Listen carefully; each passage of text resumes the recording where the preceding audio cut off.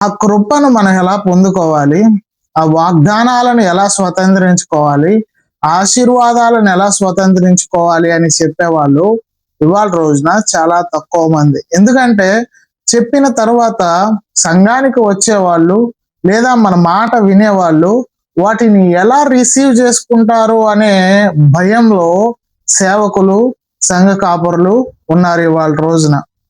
తర్వాత సంఘం మానేస్తారేమో, రాకుండా మానేస్తారేమో అనే భయంలో కూడా ఉన్నారు ఇవాళ రోజున.